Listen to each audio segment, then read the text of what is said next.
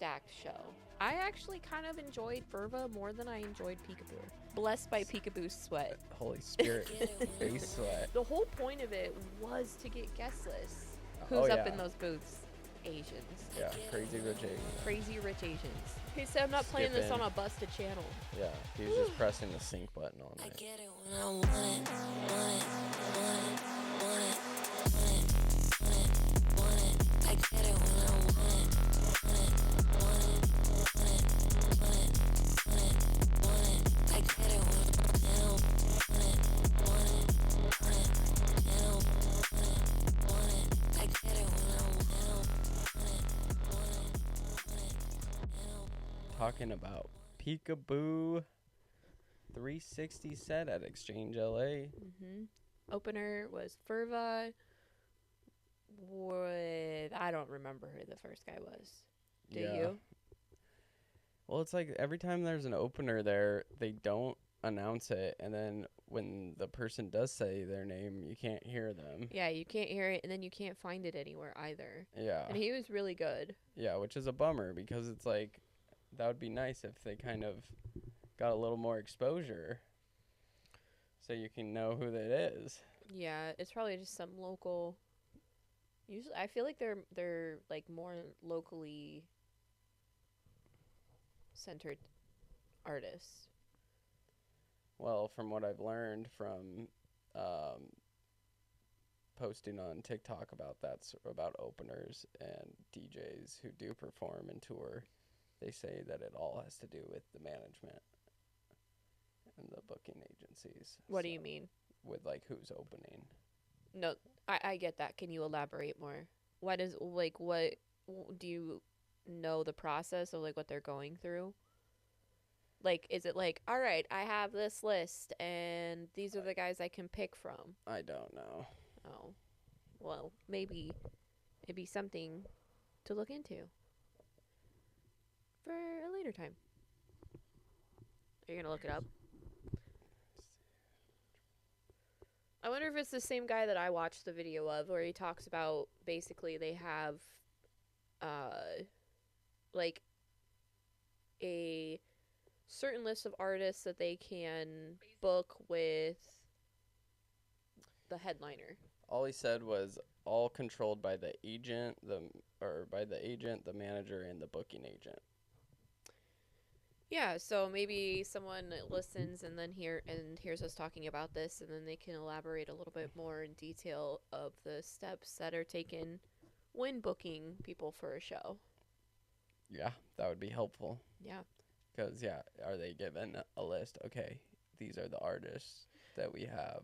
That's what I am and on the understanding, especially because Insomniac is the company that's putting it on, or the organization that's putting it on. And when the person that I was watching the video of, he was talking about Insomniac because they are such a big guy within the game of like music, that if they book a certain, with whatever headliner they have like a list of like do's and a list of don'ts, and so it's like it keeps out a lot of really great talent from the scene because they're just not, I don't know. It would be interesting to go into more detail about why. Well, what I was talking to Thompson about last night was because he does some DJing and performing.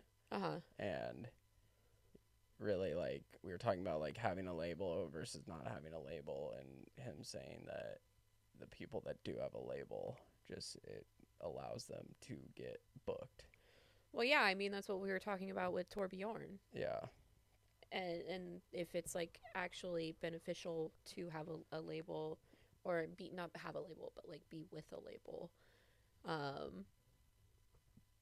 Maybe this is who are some big name artists that they created their own label. Boogie T, right? Boogie T, Excision. Who else? Wait, no. Did Subtronics? Did he start his own? I think he has his own. Zed's Dead. Yeah. Maybe you could like send a little like, hey, how does this work? Yeah. Who knows? I think Zed's dad will get right back to me on that. So Yeah, absolutely. that works. He'll be like, oh my gosh, I've been waiting forever for this email. Finally, finally, he emailed us and asked us this question, this burning question that I needed to answer. Yeah. Anyways. But yeah, that guy was good. Yeah, he was really good. Like, I know that we talk a lot about the openers and them not being at the level of the other artists. And he was right up there with the other artists. Like, it was just like a stacked show. Yeah. And he had his, it looked like his parents were right behind him, checking it out. I definitely want to find, it'd be nice too, because then we could find the footage from that night, because I am in it. Oh yeah, I know. When are they gonna post that? Because I'm like right up there, like right in front of the artist, because it's a 360 set, and so where the fence, like a metal fence basically, where that's at, I'm right in front of it. And there's so many times when I was like looking and I'm like trying to act like I'm like, I know that he's like, you know, like going around, and then like it's like right on me. And so I tried just acting like there's no camera. There's no camera. Don't make eye contact with the camera. Don't look at the camera. You know, like, you're here enjoying the music. It's not about looking at the camera. It's like, I'm enjoying myself, watching the DJ, not staring at the camera like this. That's very Hollywood of you. You know, locked in. Yeah, There's no camera. I'm not breaking the fourth wall. No, I'm an extra within in the video. Yeah. Yeah. Well, it was interesting when we first walked up. So yeah, it was nice with the 360 because being right up front on the 360, you have great sound in the center of the room. Oh, the 360 sets in there are they're so cool. good compared to the not 360. Yeah, because when it's not 360, you have to like find the perfect spot, and then somehow you end up in the back every single time. The sound is so incredibly loud. Yeah. Like, I feel like the 360 set, it's loud, but it's not like when we went to go see Slander and Boogie T, where you're just like, oh my gosh, like, even with my ear protection in, I'm still like, oh wow, this is loud. Yeah. I mean, that building too, just not the greatest for sound. No, but it's a cool venue. Yeah. And then they had a guardrail in front of the DJ booth. When we first got there. And then they decided, and then a couple security guys or whatever. Yeah. Come and slide it out of the way. Which that was so nice, because like not only did it get us that saved us, I think we were like 2 or 3 feet away from where we ended up being, because of the size of it. And then also you have like a 1.5 feet of metal that you're standing on. Yeah. So like if you're even like a little bit on the edge and you're not paying attention, you could just like fall or something. That's what would happen, like if I was on it. Yeah, you either have to commit to being on the guardrail, stand, like right on it, or off. Yeah. But yeah, I wonder, was PEEKABOO like, what's that shit doing there? Right. I want them on me. I want them to smell my farts. Okay. That's how close we were. Well, what I said, I could have touched him. Yeah. What I said to the homie next to us was, man, we're going to be feeling his sweat dripping. Oh, man. Like, he could have just went like this, and it would have showered us. Yeah, you would have been blessed by the bass messiah. Yeah. With his holy... Blessed by PEEKABOO's sweat. Holy Spirit bass sweat. You know what would have been really cool, though? Is, so there's a point during PHRVA, 100 Drums was up on that VIP section, which I'm wondering if it's VIP or, like, VIP kind of thing, because they do have security at the top of the stairs of it. It would be really cool, especially because, well, actually, B-Side LA, I don't know if they're part of Insomniac. No. They're separate. Okay, so B-Side LA has the performers. It'd be really cool if they had performers in that spot with the 360 sets. Like, it's perfect. Yeah. It's so perfect for performers right there. You could do 3. Boom, boom, boom. That would and be you great. could have either, like, the fans, hoops, poi. I mean, there's plenty of space up there. Yeah, like 2 hoopers on the side and then, like, someone in the middle. Yeah. Yeah, it'd be so... That would be sick. That's a good idea. Yeah. Yeah. I think it was interesting because I did my trial to start being a promoter for Insomniac clubs, and I was promoting the shit out of it. Yeah, I mean, you posted way more stuff than I've seen from any other people that post from... It's like the main influencers. Like, there's one, her name is Maybe it is Brianna. Not Brianna. Well, I want to say the first 3 letters are BRI. She's created her own clothing line and, like, promotes sober raving. Like, I thoroughly enjoy her videos. Yeah. But between her and then there's the Daniel guy, who he also just created his own line of stuff. And then there's, like, a couple other people. They're all on the I'm Peaking podcast. Yeah. Like, they post stuff, but I don't see anything from influencers like that unless it's a big festival. When it comes to the small shows, I don't see anything about the small shows. Yeah, well, I mean, it's probably different because I was in the trial for becoming a club promoter. With that, you're an independent contractor, and you're just getting commission off of the amount of tickets you sell and booking VIP table service. So since I only sold 1 ticket, which, okay, granted, but also I probably reached thousands and thousands of people with the amount of content I made. So even if they didn't buy a ticket through my link, they potentially could have ended up at the show because of finding out about it through my content. Yeah, which, I mean, like, I told you my viewpoint on it that I wouldn't have done for where you're needing to sell, because, like, that's the thing that I don't get is Insomniac wants you to have them purchase it through your link, but I would never go through a link like that because I don't trust it, because there's too many people out there that are scamming you. And so, like, you go and you actually, there was this, it wasn't EDM, it was like a rock show, or it was a Pink Floyd tribute. And one of the people, when I worked at the nursing facility, and she had bought a couple tickets to the Pink Floyd cover band, and wanted me to take her. She couldn't go without, obviously, because of medical reasons, so she had to have a healthcare professional with her in case something happened, and then also someone who could safely, like, get her in and out of a car, because she was wheelchair bound, but she could, like, transfer and walk a little bit. So I was like, yeah, I'll take you. So we get there, and the tickets were through a company that was fake, basically. She got scammed. So she bought these tickets with a link. Like, you tell me, sometimes you're like, make sure it go to the actual site, because sometimes there will be, like, fake sites to where it looks like you're buying a ticket and it's just a scam. So, like, for me, I go to the site every single time because I don't trust it. So, like, why would I go and click on some guy that's promoting it on his link to buy a ticket when, like, he could be promoting it to just make money for himself? Yeah. And then I'm scammed out of a ticket.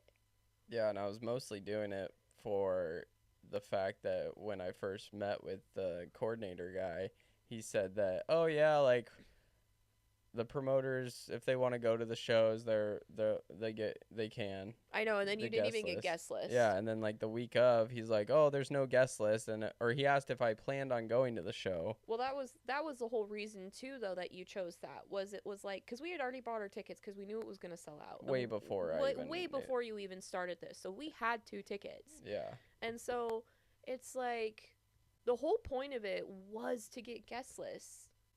That's the whole point. So that in the future, because a lot of artists that we're seeing are going to their clubs, I'm not spending a bunch of money on it. We're just getting guest list. Yeah. And then he asked, yeah, like, do you plan on attending? I said, yeah, me and my girlfriend are. And then he responds with, well, you've only sold 1 ticket. There's no guest list for like the show, period. Like, he made it sound like for the whole show there was no guest list. But then we see all these people that are clearly on guest list, on guest list, like 100 drums. Well, that's different. She's an artist, but there was a line specifically for guest lists, because when we were in line, I noticed that they were like, "Are you guest list?" And then these people were like, "Yeah, we're guest list," and so they're like, "All right, go in," and it, like same where we went when we were guest listed for that place. Yeah. But what I find would be frustrating is that you made it, like, I listened to the call when you did the interview, whatever, and you were pretty clear on like what you wanted out of it, and what you were okay with and what you were not okay with. And that guy just basically like blew air up your ass and like was like trying to basically get you to do this without acknowledging, like, okay, well, we can't accommodate that. That's not what this is.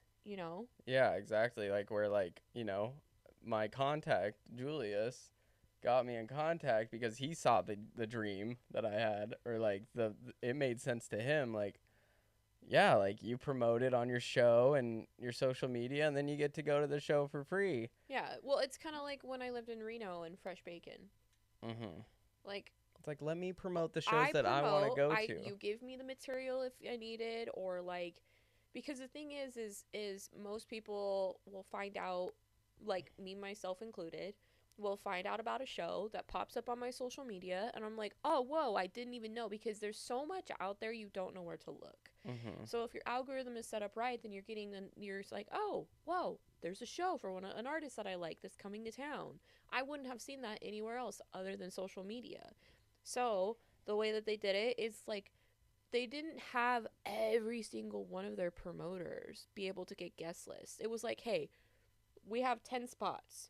Who's going to be able to, who wants to promote it? Who wants a ticket for this? Yes, we didn't get a +1, but we just got ourselves. And then we were required to do, like, post this much. Yeah, like, if they sent us something, we posted it, and we needed to, it was like, not only like posting, you have to comment on stuff, there was like a whole lot of stuff that you had to do. Then you had to screenshot it and send it to them for proof that, like, hey, I'm promoting this. And this was like, hey, we get someone promoting our stuff and getting it out there, and you get a free ticket, you know? So it's like, I don't get why, maybe because they are such a big guy, that they're like, oh, it's okay, because if people want to know, they'll go to the site and look, or they'll just know. But it's like, all of the little clubs, what we've been to, okay, where have we been to? We've been to Exchange, we've been to Palladium. What's the one across from Palladium? When we've seen Josh Teed. Oh. Well, those are like non-Insomniac venues. Palladium is. Well, yeah, Palladium does, and they host Insomniac shows. We went to. The Roxy's not a. I think that was not Insomniac, right? No, I think it was the Wiltern where we saw Josh Teed and. And I'm just saying venues, like, I'm not saying Insomniac specifically. Okay, then we went to the Roxy. Yeah. And then where did we see Opio? I don't remember where we saw. I'm trying to think of what it was called. I mean, with that one right there, that's 6. Then you got 1720, right? Yeah. 1720. There's 7. That's 7 different venues, and that is nothing compared to what there is in LA. Yeah. Then you have Costa Mesa. You have the Time nightclub. You have. Where did we just go see Barely Alive? Observatory. The observatory. There's another one. So you have like all of these. So like there's so much going on that I don't know. I guess it's just crazy that it's like they expect you to just look it up.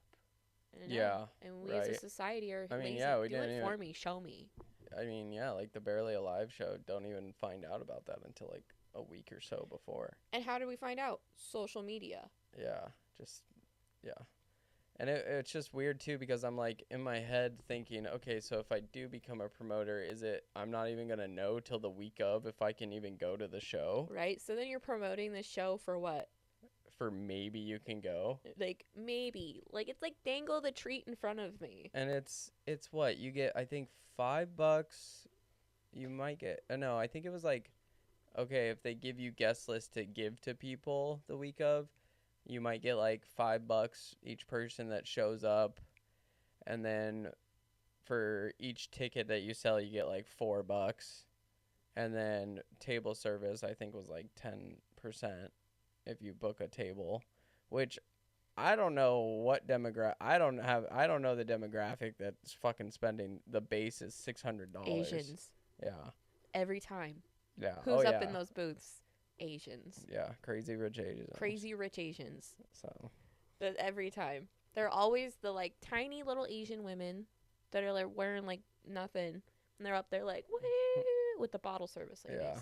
I mean, I was open to doing it, like, being more of a club promoter, getting a contact list of people to hit up about these shows, but that with the benefit of getting to go to the show. So...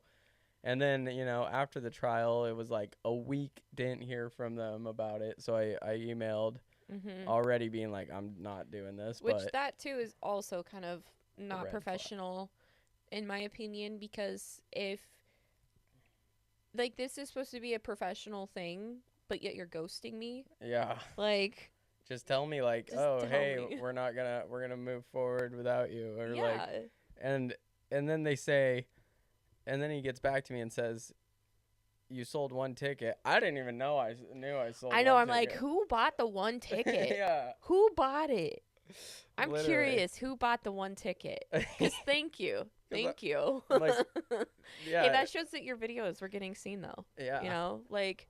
But yeah, then he said, but if you want, you can do another trial period for another show. And at that point, I'm like, so only if we're guaranteed that both of us get in. Yeah, because, like, what? So, okay, so maybe I didn't sell a lot of tickets, but you want me to free advertise this show with what I would assume is pretty good content, and then what? With the chance of you guys not bringing me on? It's like, you realize, like, I'm creating a platform for this whole thing. We're going to talk about it on our show, too, after the fact, making people like, oh, I want to go do that.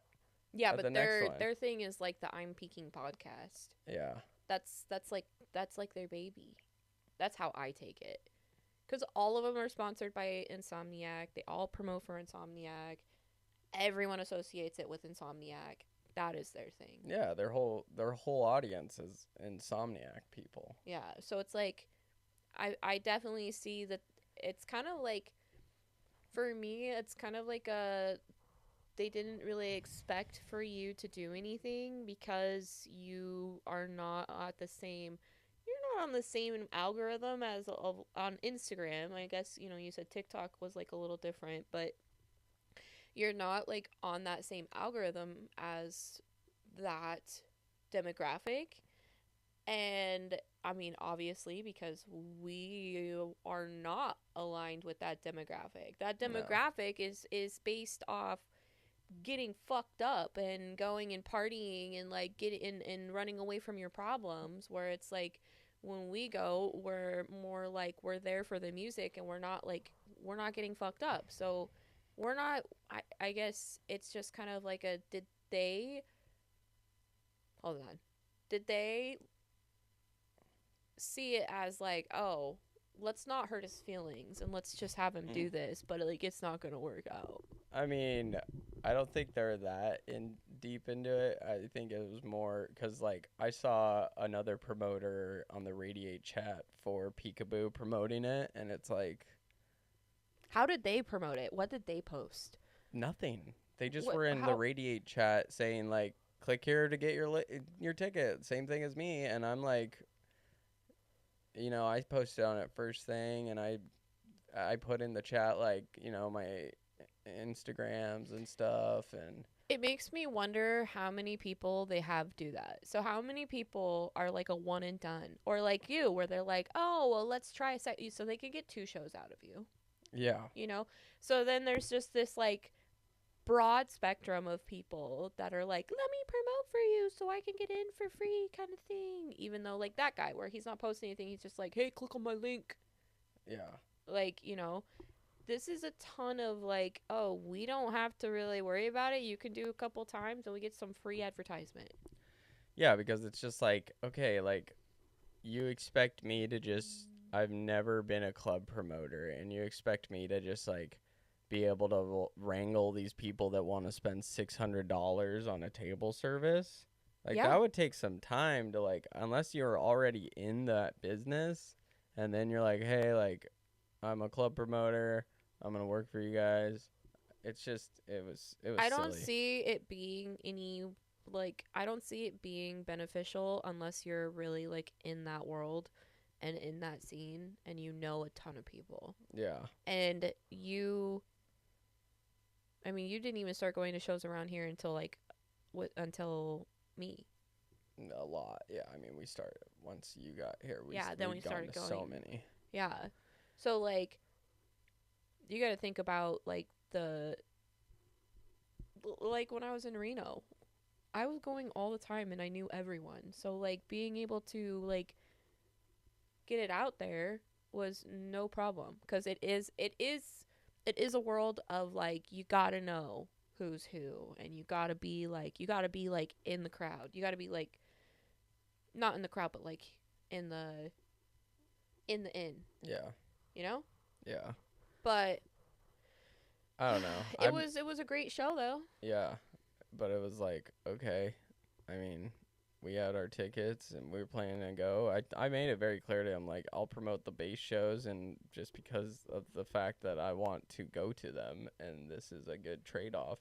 But, you know, I'm just hoping to later down the line find a way to where I can just promote a show, any show, on social media, and I'll do it for a whole month straight, and then I'm guaranteed me and you get to go to the show. That's the ideal thing that I would like. And then we're gonna talk about your event afterwards. Yeah, well, that means you gotta be like, you know, who are you? What's your name? Let's be friends. Yeah. Which is good for you because you're the social one. Yeah. Not me. I mean, I can be. But that's like, I can be. But yeah, just so people can see it, but I'm not trying to get them to buy links or buy tickets through my links. I just want them But that's the game. Yeah. That's the game you got to play. And it, you know, that's what do they say? That's showbiz, baby. Yep. Yeah, but anyways, yeah, being right at so back to the show, being at what do you even call that? The barrier, right? Mm-hmm. It's the barrier. Barricade barrier. Yeah, just the barrier. Rail rider. It was definitely, yeah, which I typically don't like to be that close, but I was like, you know what? I don't even care. I'm going to be in the videos. I don't even care. Because that's my thing, is I'm like, okay, in my head I think I'm right there. I am going to be looking right at them. And then all of, like, any videos, I'm like, I'm going to be right in it. And for some reason, that's a scary thought to me. But then this time was like, no, I don't. I'm just going to get, like, over that fear. And then... Oh, it gets me excited because then when I go back and I see video from it, I'm like, I'm right in the front. I'm right there, man. That's me. See that hand? That hand? That's me. Like, when I saw Daily Bread before he blew up, play a 200-person venue in LA, Laser Shark on the lights. You can see the photo that they took at the end, me in the crowd. Yeah, you're like, that's my hand. So, like, what's up, Daily Bread fans now? What's up? You're looking at the OG. Get your bread up. But it was nice being that close, because I didn't have to deal with being stepped on and pushed and shoved. Space behind you. Yeah, like the space behind me was you, and so all I had in front of me was that, and we had a pretty good group of people next to us. Yeah. Which was crazy that at the end, he ended up being, and it's funny because I saw their pendants, and I was about to say like, oh, I really like your pendants, like he's a glass blower, and then I saw you guys talking, and then he's like a glass blower too, and that I find that kind of just so cool, that of all the people that we could be next to, we're next to people that they were super chill. And how many times have we always run into people, they're like, oh, I know a glass blower, or I know a glass blower, but you would never run into someone who actually like is one. Yeah. So that was cool. That was a little crazy coincidence, because I just was like, oh, what's that pendant you're wearing? And he's like, oh, I made it. I'm like, oh, yeah, like, I blow glass too. And he's like, what? That's so cool, man. Yeah. So that was fun. I still have to follow him. I forgot, but rude. He was fun. Yeah, I mean, he had a lot of energy from the beginning, and I always think about people that have all this energy at the beginning, and I'm like, man, it's a marathon, not a sprint. Like, you know, getting down to this opener, we don't even know, which it's great. You're probably hyped, blowing off steam, but then it come around the headliner, it's like, all right, I'm kind of tired. I'm just gonna chill. That's how you are, though. What? No, I'm not. If you were to be all like, hyphy in the beginning, then by the end you'd be tired. Yeah, but I don't normally do that. But not everyone's like that. Yeah. A lot of people have this, like, endless amount of energy. Yeah. Particularly because of a special person called Molly. Oh, well, yeah, I mean, what? Yeah. You know, that will give you all night long some energy. But some people also are just that energetic. Like, there was this guy that I knew, or know, I don't associate with him anymore, but like in Reno, he would have time, like when we would go out to shows, and sometimes he would not take anything and would be like all night. Remember when we were at Dead like, Ringer? So crazy. Like, I'm like, dude, chill out. Remember when we were at Dead Ringer and that dude was just like tweaking? Oh, that guy was on something extra. That was like, you know, the video where they're like, yeah, like that was that guy. That was bad drugs. That was meth. Yeah, well, it was meth or something. Yeah. That was bad drugs. But yeah, PHRVA, first time I've seen him. Oh my gosh. Was that your first time? First time seeing him, and he was so good, and I really want to know what his face looks like underneath that. Oh yeah, but why? I just want to know. Yeah. But he's the ski mask DJ. Yeah. But his music is just so good. Dirty. Yeah. Loved it. I actually kind of enjoyed PHRVA more than I enjoyed PEEKABOO. And I love PEEKABOO. I'm not saying PEEKABOO is bad. I love PEEKABOO. But the energy of the set with PHRVA was just so good. Like, I felt it in my body. Whereas PEEKABOO, I've seen him so many other times that the energy of it felt a little different. Still enjoyable, still good, but just different. Yeah, I mean, I thought it was, a lot different than when we both saw him at Lightning in a Bottle. Yeah. And I thought it was amazing. I don't know if it was the substances or what, but I thought it was amazing. But then afterwards, you said it wasn't as good as Tahoe Live. Oh my God, Tahoe Live was such a incredible set. So good. But it was like the style of how he played was different at Tahoe Live, where Tahoe Live was like this like dirty, like just deep, bassy nastiness. Whereas in LA, it was still like it was still good, still really good, but like if you're playing that just the like wook shit, yeah, it's not. I mean, we're not finding. We are finding, but with Insomniac, we don't find it as much. Where it's like that wook shit, where you're like, oh yeah, this is ketamine bump worthy right now. yeah. Yeah, I mean, it just goes to show, like, how do artists change their styles in different, like, size rooms and festivals. Because it was like when we saw No Good, their festival set compared to their small venue set completely. Very different. Yeah. Well, I mean, every artist is going to play to the area and the group of people that they're going to be playing to. And LA is something else. Well, that part of LA, because when we go to the other side, and like when we went to the B-side LA, completely different vibe. Yeah. It's like LA has these sections. Like, this is how this feels. This is how this feels. This is how this feels. It'd be really interesting to see if there's like some energetic, like with the ley lines of the earth, and how LA is set up that determines the frequency of that area, and if that is affecting why the music is the way that it is in that location. Yeah, and who it attracts. Yeah.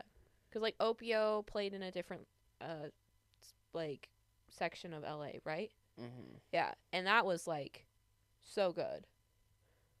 Completely different. Obviously different artists, but I'm, like, just the vibe of it. It's just, like, the vibe of the venue, the people, all of it different. And what are ley lines? They're, like, the way that I think of them is, like, how we have the meridians in our body for the flow of energy. It's like the meridians of the earth. Yeah, like the points of energy, where like energy meets, kind of. But there's like actual lines. Yeah. That's energy through the earth.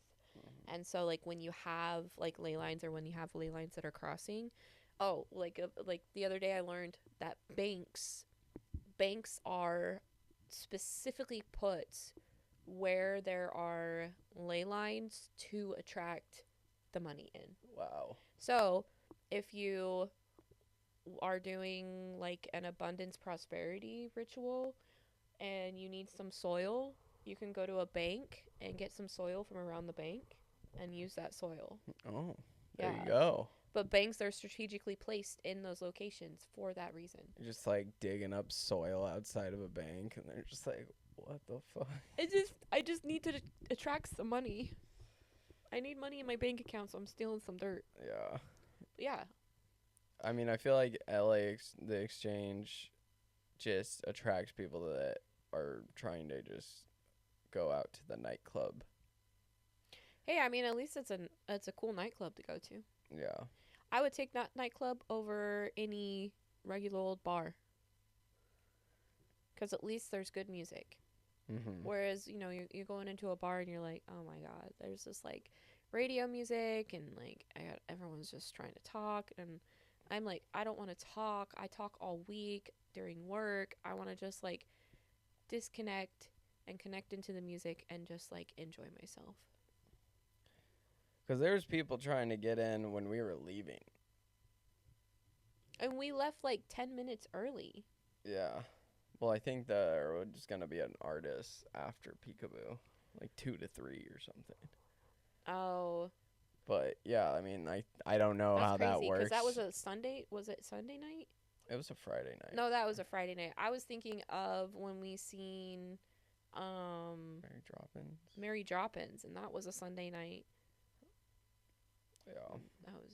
But yeah, so I don't know if like they do a thing where it's, you know, like the nightclubs in the movies where there's a line to wait to get in, and they're letting in like the chicks and stuff. If you don't have a ticket, if they're still like, okay, people are leaving, we'll let more people in. You pay the cover. Mm-hmm. So. Did you notice that at a certain point it seemed that PEEKABOO was getting, he seemed a little frustrated, and then he was like, the song and was like, oh, we're not playing on a busted channel. Yeah. Changed the channel. He covered up the one part of his decks. Yep. Started working on the other two, and then like restarted. And he like looked frustrated. Yeah. Like he kept looking up prior to that, like looking up at them. It's just so curious to me. I don't know what it is. I never really thought of it before that the process of what goes into a show as a DJ, because like sitting there and watching him, and like I could actually see like what he's looking at. Like they have like the, like, you know, when you talk, you know, like on our computer, you know, like where it's like the wavelengths. He has that going. He has all of his lists. Then he's also pushing all of this different stuff, queuing up different things and like making different sounds. Some of it he is like in the moment, and some of it he's like presetting to play like maybe 10 seconds later or something like that. While that, he also has the earpiece in, that he's also able to like hear what someone else is saying and hear what's going on with this, or like with his. It's just so fascinating after seeing that, of like the, not only the process that they put in for engineering and producing the music, but then when it actually comes time to doing a set, what goes into that. Mm-hmm.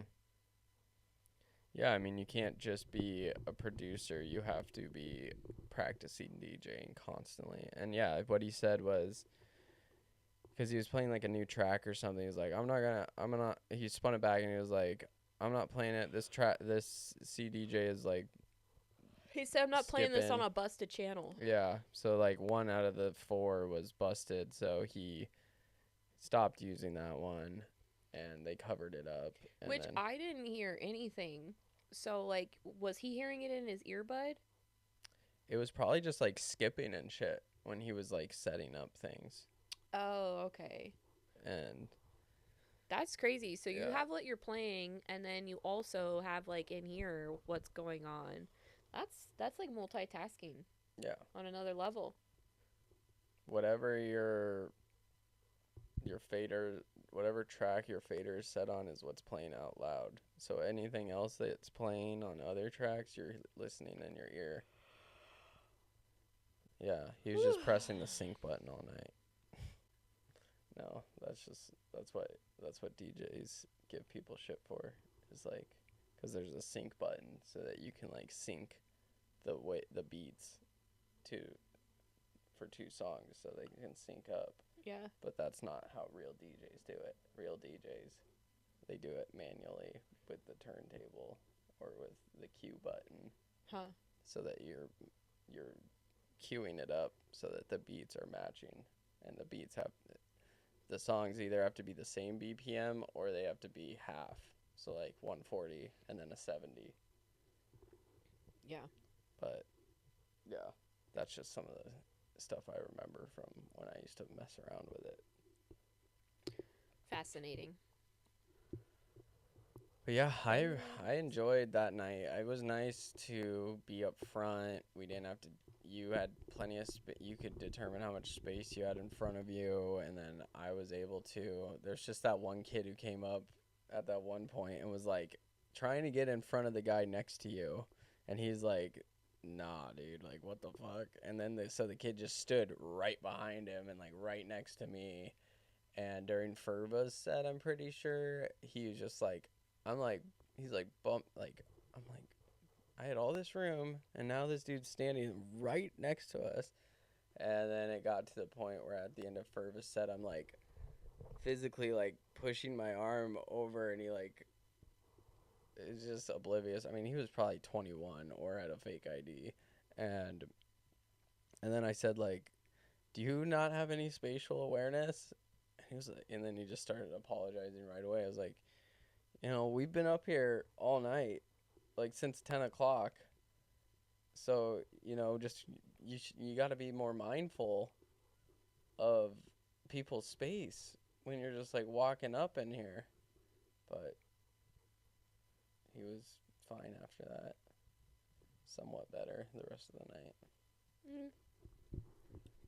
He was still all up in everyone's business, but yeah, he just was young. Oh, I can't stop yawning. Yeah, you gonna take another nap? Maybe. Nap. It was interesting that, yeah, because I saw 100 drums up there, and I was like, she's supposed to be playing tonight with Flodan. Yeah, but when we left Exchange, they were handing out little flyer cards with Flodan on it, so it had to have been an afters. Yeah, which makes more sense because PEEKABOO plays with makes songs with him. Yeah, and he was like, "See you at the afters," right? Yeah, but then he said, and like, he's just like, kidding. Just kidding. And he's like, yeah, so that made me think, like, oh, you're not going to go to the afters, but then it's like, I guarantee he made an appearance at the afters. Who knows? Yeah, no one posted anything about that, so it's a mystery. Well, I mean, my algorithm, I haven't seen shit lately because all it is massage stuff. Yeah. Massage and wellness. That's all that pops up on my stuff right now. And boy, is it helpful. And funny cat videos. Gotta have that. Yeah. Our cat, man. Yeah. Our indoor cat is deciding to be an outdoor cat. He escaped the house one day, totally concerned that he wasn't going to find his way home. Yeah. Found him at midnight. And then what? A whole day later. No, less than 24 hours later. Yeah. We let him go outside for a little with us, and then we take him inside, and then he freaking... Then we went to go back outside. He darts to the edge of the yard, and then was gone. Yeah. And he was gone for, like, what, 2 days? 2 nights. Yeah, 2 nights. But it's funny that he showed up today. He had a vet appointment this morning, and he knew. He showed up in perfect time for his vet appointment. Literally, like, I was, like, prepared to take the kid to school and then call them and be like, I guess we got to cancel because our cat is gone. And then, yeah, he showed up while we were outside doing our morning movement, and... I mean, he's feeling better now. And good thing he went to the vet because he has some issues that needed to be addressed. Yeah. And I think they gave him ketamine at the... They did not give him ketamine. It starts with a B, and it's a weird name. But it's a pain reliever, and he's definitely feeling it. Because he was laying out there just like, no. Right? If they did give him K and you saw the price and you're like, what the fuck? Where's my cut? Well, and like he also got IV antibiotics and an anti-inflammatory. And so everything was IV. So he's just like, today. Yeah. But he'll feel a lot better. How do you give a cat probiotics? You have to put it in their food. Cat probiotics? Yeah. But this is antibiotics. I know, but he needs probiotics because he's got antibiotics. It's not... Their stomach's not like ours. Oh. Okay. Yeah, he'll be fine. So I shouldn't chop up kimchi for his food? No, I don't think he'll like kimchi.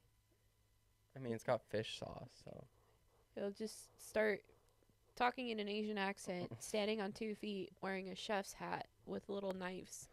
Give me the kimchi! Like a hibachi guy, but it's Dexter the cat. That'd be a great costume for him. That would be a great costume. A chef. Yeah, PEEKABOO was good. The batters moment was fun. Oh, man, yeah. There was some songs that played that I'm like, oh, this right here. This is why I love this artist.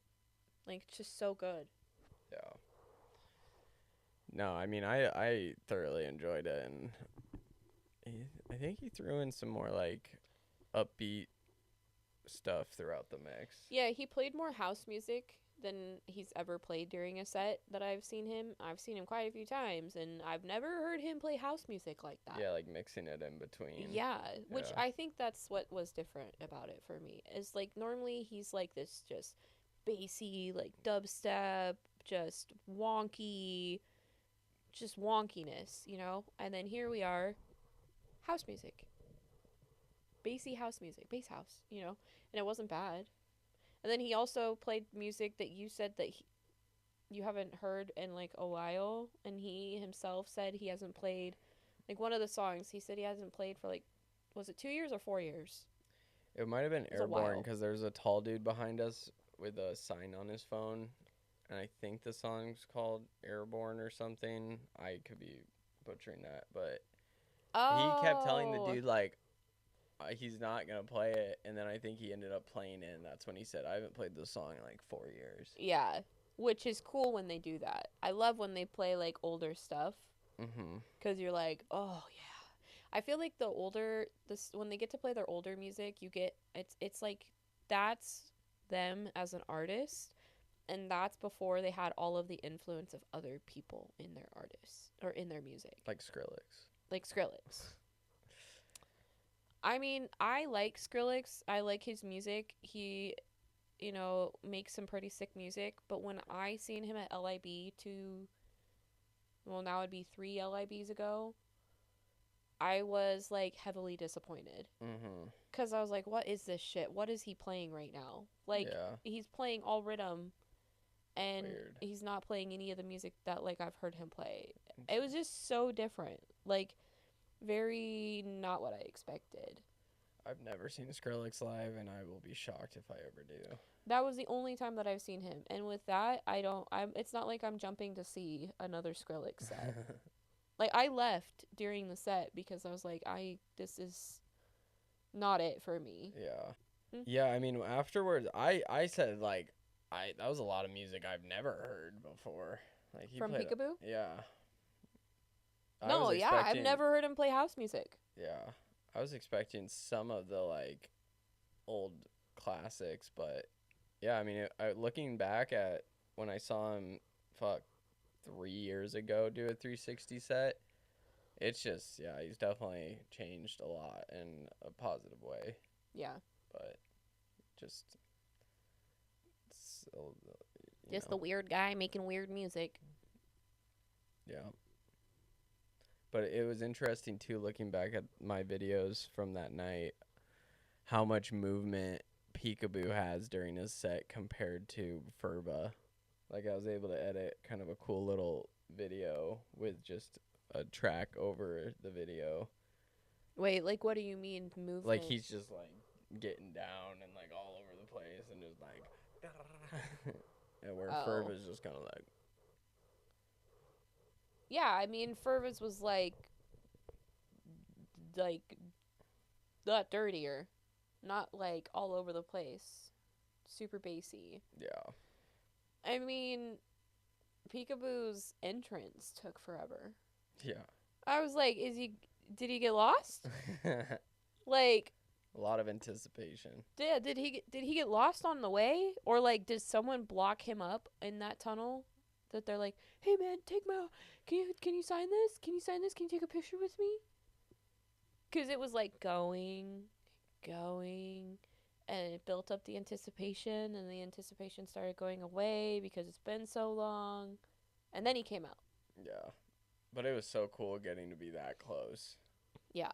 To him. Like, literally, like, we're fucking I could have touched him.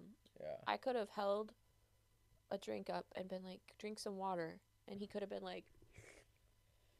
Well, it's like taking away that barricade. I'm like, man, they just have a lot of faith in the fans that they're not, some drunk person's not gonna fucking fuck with, spill something on the fucking on the thing.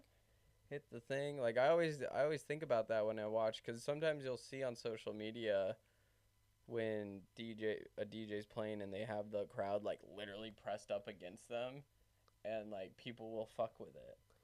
Oh, so what's up with the guy? He came out in the beginning before PEEKABOO gets his stuff all set up, and then he came out in front of PEEKABOO, or no, after PEEKABOO, and he had the blonde wig on. Oh yeah, that was the promo for PEEKABOO's. Oh yeah. The image that was the promo with the blonde hair. Yeah. The guy that did his sound came out after him with the blonde wig on. I saw that in the video later. I'm like, he didn't have it on, and then he was wearing it. Yeah, I'm like, what's the significance of this? I don't know. I think was it Are You Dreaming tour or something? Are We Dreaming? I don't know. It'd be interesting to hear from him, kind of like what was the inspiration behind the name of the tour and whatnot. Final thoughts? That's funny. You read my mind. I was just about to say the same thing. Any last thoughts? And then I almost said it at the same time as you. So that would have been a jinx, and then you would have owed me a Coke. Yeah, pinch poke. I think that was probably my favorite show there so far. 100%. Yeah. 100% favorite show there so far. Lineup was good. Like, music was good from the beginning. Crowd was good. Yeah. Crowd was good. It was nice where we were at. Mhm. And yeah. Yeah. No last thoughts. Was it next one is Troy Boy, right? Well, that's the next show we plan to go to. Yeah. Out of all this promoting thing, gonna go back to my original connect, who said, I manage this club. Maybe because it's also my birthday. Yeah, I mean, he said, was really cool, though. Yeah, he's a fish head. Yeah, you're like, yeah, he's cool because he's a fish head. No, he's cool. He was cool, though. And he said, like, well, I manage this club, so whenever you want to come to a show. Yeah, but you have to tell him it's my birthday. Yeah. That's important. And then watch them try to offer us, like, bottle service for your birthday. And we're like, oh, we don't drink. We don't drink.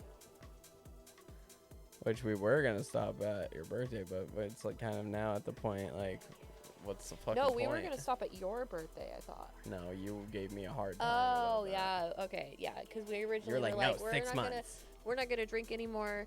And 6 months was going to be close to my birthday. And we were going to go to a wedding and we were going to drink. But now it's kind of like, what's the fucking point? Life is better without it. Yeah, I mean, I knew that before. You just had to see that. I can't believe you sometimes. Well, perfect. Go check us out on social media, TikTok, Instagram. Go check out our apparel at groundscorz.myshopify.com. All the links are down below. Please subscribe. It's free and it helps us a ton. And yeah. We love you all. Thank you for listening. Bye.